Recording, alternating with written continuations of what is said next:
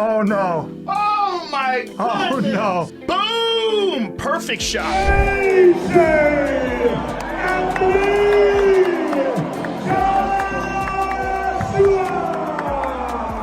Look, that guy did great for someone who's been boxing for like less than a decade. He has had no real professional opponents other than Tommy Fury that were legitimate world-class boxers. I don't even remember what happened in the Tommy. He lost a close decision, but it was a good fight. It was a good fight, though. He's a good boxer. If he wasn't a YouTuber, people would be way more impressed with him. Yeah. The problem is he was like a famous kid, and then no one... What Jake did is he slid back and landed a punch. Yeah. It's like the athleticism along with the intelligence, the technique. I'm like, he's not even doing it that long. And he's also hyper-competitive, even though he's wealthy. Yeah. You know, like you would assume that wealth would take away your drive for But competition. it hasn't, yeah. He's also nuts, right? Just the fact that he's willing to fight the two-time heavyweight champion, former Olympic gold medalist. Yeah. A guy who's gigantic in his pride, built like a Greek god. Yeah. And you're going to stand, and he's a one-punch killer. And you're going to stand in front of that guy, and he avoided shots till the 6th round. He just started getting tired. Yeah, his movement in that fight was crazy, but Yeah, and then eventually just deal with the fact that Anthony Joshua is going to connect with a bomb. Yeah. And breaks his jaw in 2 places. Yeah. And he's fucked. His jaw's wired shut now. He lost teeth. See, I mean, he made it to the 6th round. Yeah. Pretty wild. Do they put your teeth back in when they pop out like that, or are they gone forever? I don't know. But it's just wired shut for like 6 weeks now. Yeah, you got to eat nothing but protein shakes. When Jake Paul stepped into the ring with Anthony Joshua, nobody expected what would happen next. The YouTube star got knocked out in the 6th round. But that was just the beginning of the story. What came after the fight shocked everyone, including Joe Rogan, who had some serious words about Jake's future in boxing. Let's talk about what really went down in Miami on December 19th. Jake Paul fought Anthony Joshua in front of 33 million people watching on Netflix. This was not just any fight. Joshua is a 2-time world champion and Olympic gold medal winner. Jake Paul is a YouTuber who started boxing only 6 years ago.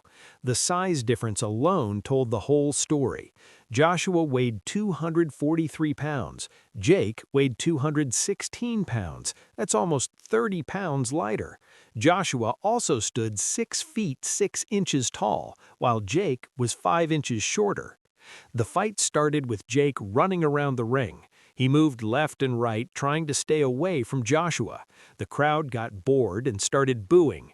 Jake was not throwing many punches. He just wanted to survive. Joshua walked forward slowly, trying to catch him. The first 3 rounds were very slow. Jake only landed 6 punches in those 3 rounds. That's not much at all. In the 4th round, things got weird. Jake kept falling down. He grabbed Joshua's legs like he was in a wrestling match, not a boxing match. The referee got so frustrated that he told both fighters, "Fans ain't paying to see this crap." But he never took any points away from Jake for breaking the rules. Round 5 changed everything. Joshua started landing his big punches. He knocked Jake down twice in that round. Jake got up both times, but everyone could see he was tired. His breathing was heavy. He tried to act tough by sticking his tongue out at Joshua, but his legs were shaking. Jake did land 1 good punch in this round, a big overhand right, but it did not hurt Joshua at all. Then came round 6. Joshua was done playing around. He hit Jake with a combination that made Jake fall. Jake got up, Joshua hit him again. Jake fell again. Then Joshua landed the big one, a perfect right hand straight to Jake's chin. Jake went down hard and could not get back up before the referee counted to 10. The fight was over at 1 minute and 31 seconds of the 6th round. After the fight, Jake went straight to the hospital. The news was bad. His jaw was broken in 2 places. He needed surgery right away. Doctors put 2 titanium plates in his jaw, 1 on each side. Several of his teeth were knocked out or had to be removed. His jaw was wired shut, which meant he could only drink liquids for 7 days. The full recovery time would take 4 to 6 weeks. Win against Anthony. But here I am with a broken jaw, learning the hard way. I'll heal. Listen, shout out to Jake Paul. That motherfucker believes in himself, and I love that about him. I love that he went in there, held his balls, and Anthony Joshua went in there too to say, hey, I'm here. Jake posted a picture from his hospital bed on Instagram. He wrote, "Surgery went well. Thanks for all the love and support. 2 titanium plates on each side, some teeth removed, have to have only liquids for 7 days." Even with all this damage, Jake tried to stay positive. He said, Fiance Utah, this sport has helped me so much in my life. I think my jaw is broken, by the way, so yeah, it's definitely broke. But man, that was good. Nice little ass whooping from one of the best to ever do it. So I love this shit, and I'm gonna come back and get a world championship belt at some point. This is where Joe Rogan comes in. Rogan watched the fight and had a lot to say on his podcast, The Joe Rogan Experience. At first, he gave Jake credit. He said, Look, that guy did great for someone who's been boxing for like less than a decade. Rogan pointed out that Jake made Joshua miss some punches early in the fight and showed real boxing skills. But then Rogan got serious. His voice changed. He talked about the real danger of what Jake was doing. Rogan said, Don't do this very long, because there's a price that you pay that is not worth it.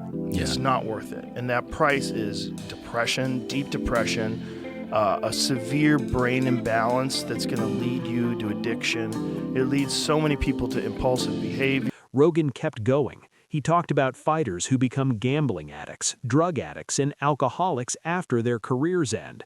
He explained that fighters can only take so many big punches in their lives, and the punch Jake took from Joshua, Rogan said that one punch was like 10 punches worth of damage. You know, say if you have like a punch card, you have like so many punches that you can get in your life, which I believe you do. I believe there's a certain number. That one was like 10 punches. Yeah. That was like, Yeah. there was a lot of concussions in that one punch. Sure. That was real damage. Like if someone's breaking your jaw in 2 places, the inside of your fucking head there's a lot of damage going on in there. The most important part of Rogan's message was about knowing when to stop. He talked about Randy Couture, a UFC fighter who retired at the right time. Couture can still talk normally today because he knew when to walk away. Rogan said, there's a bunch of guys that are fine, but there's a bunch of guys that are really struggling. Really struggling. Don't get there. Dip out before that happens. Know when to dip out, and have friends that tell you when to dip out. Rogan also talked about Jake's cardio problems. In many of his fights, Jake gets really tired in the later rounds. Rogan thinks if Jake worked with better conditioning coaches and focused on cardio, he could beat more fighters. But Rogan's main point was clear. Jake is only 28 years old. He has made hundreds of millions of dollars. He does not need to keep risking brain damage. Jake's brother Logan was ringside during the fight. After it ended, Logan was very emotional. He said, I'm just so proud of him. My mom has it. Your brother fought his ass off, man. Yeah, I mean, I'm just other so heavyweights have taken that right hand and only took one. I'm just so proud of him. That was incredible. In my view, that was a victory on all fronts. Right. Like, minus the actual victory, obviously, of course, but bro, like, no one expected him to last 6 rounds with AJ. In my opinion, he won 4 of them. People will argue that. He at least won 3. Logan argued that nobody expected Jake to last 6 rounds with Joshua. He said Jake won 3 or 4 rounds and showed incredible toughness by fighting with a broken jaw and rolled ankle. Logan emphasized the size difference, saying Joshua was 40 pounds heavier and 6 inches taller. No one expected him to last that long. Rolled his ankle, broke his jaw, still fucking fighting, man. Like, that's toughness. You know, most people wouldn't have the balls ever to step in a boxing ring to bring in their life. He stepped in a boxing ring with one of the baddest men on the planet, who's 40 pounds heavier than him and 6 inches taller. That's insane. He's one of the most skilled fighters on the planet. My brother, as a fucking YouTuber, went 6 rounds with him in a fight with a broken jaw, rolled ankle. I'm so proud. Anthony Joshua had a lot to say after the fight, too. He was honest about his performance.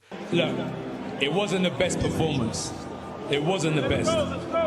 The end goal was to get Jake Paul, pin him down, and hurt him. That has been the request leading up, and that what was on my mind. It took a bit longer than expected, but the right hand finally found a destiny. Joshua admitted he needed to do better and that his coaches expected him more. Joshua explained his strategy. He said Jake had two choices, either come forward fast or run around the ring fast. Jake chose to run, so Joshua decided to put pressure on him. Joshua also gave Jake credit. He said, Jake has spirit. He has some heart. He tried his best. A lot of fighters haven't got in the ring with me, and Jake did. When asked if people would criticize him for taking 6 rounds, Joshua said, Feel about that? I deserve it. Why? Because, like, we're elite fighters.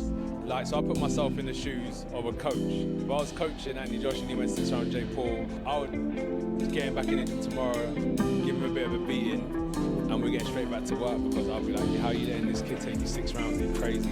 In boxing, there's a time when you systematically break someone down and you see their soul leaving their body. He explained that elite fighters should do the job faster. Joshua said if he was coaching himself, he would be angry that Jake lasted 6 rounds. The boxing world had strong opinions about this fight. Daniel Cormier, the UFC champion, said there was never a world in which Jake Paul was going to beat Anthony Joshua. It was always a matter of how the fight would end. He compared it to a fairy tale and said anyone who bet on Jake wasted their money. Eddie Hearn, the promoter, defended Jake. He said, you can't give him anything but credit and respect. There's a lot of negative people out there. He just went in with Anthony Joshua and gave it his best shot. Hearn confirmed Jake's broken jaw and said he drove himself to the hospital after the fight. Lennox Lewis, the former champion, was not surprised by the outcome. He said lasting 6 rounds was an accomplishment for Jake, but also noted that Jake was not in good enough shape for this level of competition. Not everyone was kind. Paulie Malignaggi said Jake Paul didn't try to win at any point during the fight. He was just trying to survive. Malignaggi argued that Jake would have earned more respect if he went out fighting hard instead of running. You got hurt and you got knocked out anyway, but you just prolonged the inevitable and you got no respect out of it now. Carl Froch called it an embarrassment and said the whole fight was terrible. He criticized both fighters and said Jake was just on survival mode from round 1. So what happens next? Anthony Joshua called out Tyson Fury after the fight. He said, if Tyson Fury is as serious as he thinks he is and wants to put down his Twitter fingers and put on some gloves, step in the ring with me next. Let's see you in the ring and talk with your fists. As for Jake Paul, he says he wants to take a break. He's been fighting hard for 6 years, but he also says he will come back and win a world championship someday. The big question is whether he should come back at all. With a double broken jaw, missing teeth, and Joe Rogan's warning ringing in everyone's ears, maybe it's time for Jake to think about his long-term health. Jake showed real courage getting in the ring with Anthony Joshua. Nobody can take that away from him. But courage and health are 2 different things. Sometimes the bravest thing a fighter can do is know when to walk away.